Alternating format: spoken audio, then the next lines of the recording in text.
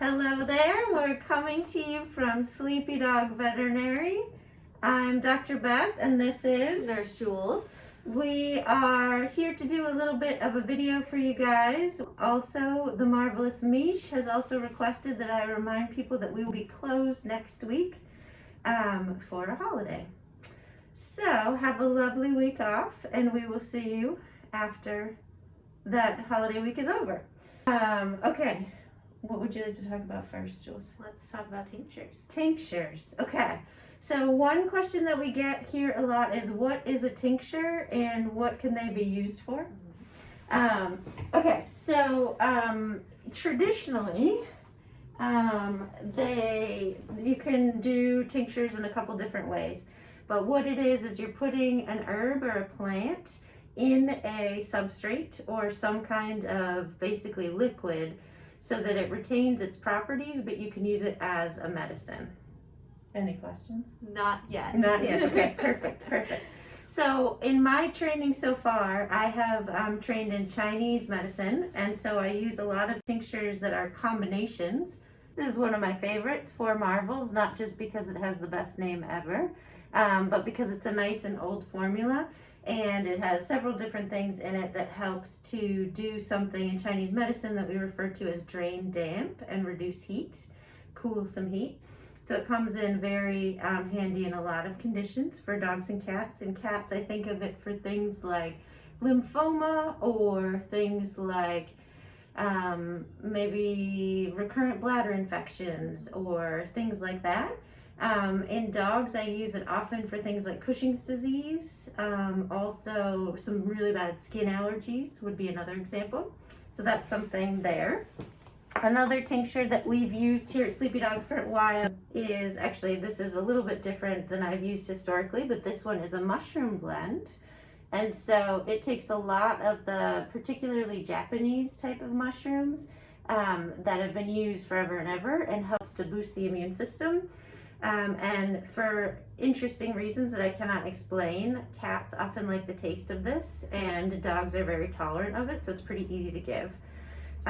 In veterinary medicine, we tend to do things like granules where we can mix in herbs into food, or we can do tinctures like we're talking about today. We can do loose herbs, a little bit harder for some, and sometimes we'll use tablets as well.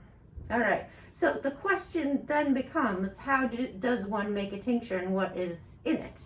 So traditionally speaking, we take something like a dried herb.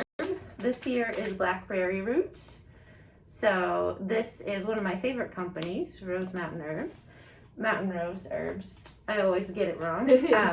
But so you can, if you picture something like from your garden, you might not have blackberry root because it's a little bit harder to harvest, but something like basil where you dry it and put it in a bag that is nice for the herb. And then probably once you get it home, you transfer it into some glass because it's going to be a little bit better that way. Then what you might do is you would put it in a substrate or a liquid, and there's several different options. This is so many people's favorite, I would say. For this? Vodka is a nice one. You can use grain alcohol, you can use brandy, you can use tequila, I think.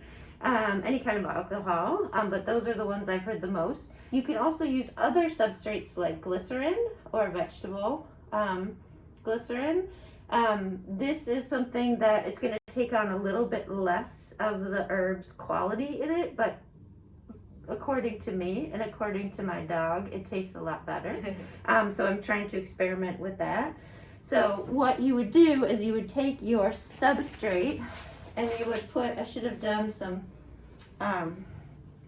like midway things around the process, but that's okay. So I would put a bunch of my dried herb into a jar, like a mason jar or some other kind of jar that's glass and nice on the herb. And then I would cover it up with the substrate to the very top, and then I would let it sit. And there's debates over how long, but usually about a month, 6 weeks, something like that. sometimes a little bit shorter. Okay. Then what I would do next is maybe next time we'll do a demonstration, a full demonstration, Like a cooking show. like a cooking show with everything measured Yes. out ahead of time. And then what you would do is there'd still be a bunch of this gunky herb in here, and then you would strain out the herb, and then you'd get this nice liquidy concoction, which can be really nice. And then after that, we would decant it into little bottles and send our patients home with them. And that is a nice way to be able to have pretty nice say in all the ingredients that go into your tincture. It does take time, so you can't do it overnight, or you can also purchase them from a reputable supplier. When it comes to herbs over the internet, you got to be really careful. So you want to know exactly who it's coming from, who made the concoction, and also how they're trained to make sure that they know what they're doing and that it's safe for animals. Or you can come to Sleepy Dog and we can hook you up and make sure that whatever we give you is something that is safe and is appropriate for the animal's condition. Now, are there certain, is there some sort of certification that makes them like guarantee what they're supposed to do? Like, Good is there a question. seal you're supposed to look for? To know which ones? There are some supplements in the veterinary industry. I don't think we have any here because these are kind of a different kind of supplement line. But like for instance, this one, which is by Herbalist and Alchemist, says certified organic, which is pretty important, I feel like, these days, and ecologically harvested, because we want to be really careful where we're sourcing our plants and making sure that we can make sure we have plants in the future.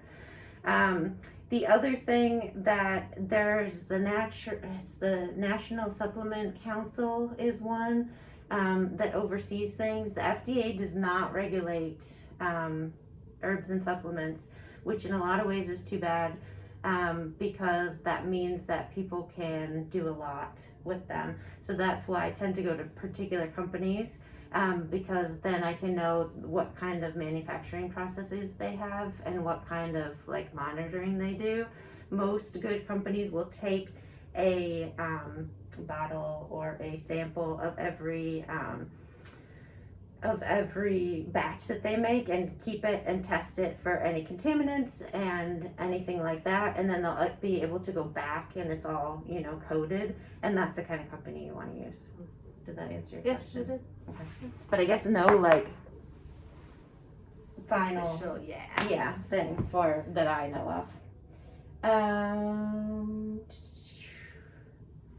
Can you mix them? Yes, you can. You could mix herbs together and make a very individualized concoction, which is something that happens probably more often in Western herbology, which is kind of herbs from Europe and the Americas.